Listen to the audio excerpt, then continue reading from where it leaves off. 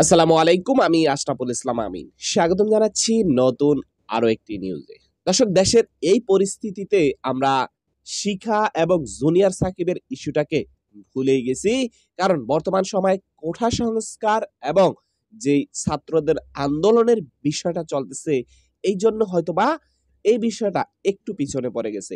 তবে আজকে আমরা আপনাদেরকে জানানোর চেষ্টা করব যে সাকিব কি আর কখনো বাবা হতে পারবে কিনা?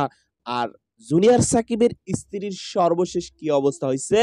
আর জুনিয়র সাকিবের স্ত্রী শিখার কি হয়েছে? তার কি ফাঁসির রায় হয়েছে? না তার জেল হয়েছে? তবে বাংলাদেশ কিন্তু গুজবের এক দেশে পরিণত হইছে।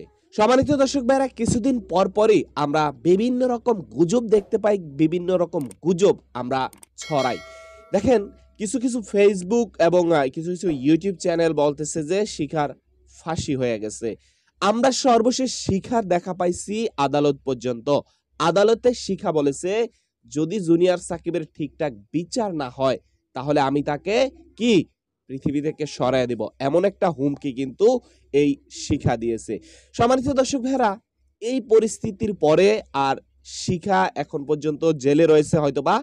আর কিন্তু এটা সম্পর্কে কোনো বিস্তারিত তথ্য পাওয়া যায় নাই। আর সাকিবের যেহেতু গোপনাঙ্গ কাটা হইছে, হয়তোবা এটা এখন আস্তে আস্তে জোড়া লাগানোর চেষ্টা করতেছে। আর যেহেতু তারা অত টাকা পয়সার মালিক না, হয়তো আস্তে আস্তে তারা চিকিৎসা চালানোর চেষ্টা করতেছে, হয়তো এটা জোড়া লাগবে। তবে ভবিষ্যতে সে শিখার কাছে থাকবে কিনা বা নতুন করে বিয়েও করতে পারবে কিনা, এটা সম্পর্কেও কিন্তু এখনো কোনো কথা আসে নাই। তো দর্শক, এই হচ্ছে মূল বিষয়। বাকি যারা যত কিছুই বলছে না কেন, সকল কিছু আমরা গুজব হিসেবে ধরে নিতে পারি।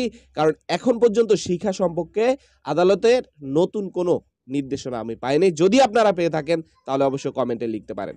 তো আজকের ভিডিওটি এখানে শেষ করতে চাই। দেখা হবে নতুন অন্য কোনো ভিডিওতে। সবাই ভালো থাকবেন। আসসালামু আলাইকুম ওয়া রাহমাতুল্লাহি ওয়া বারাকাতুহু।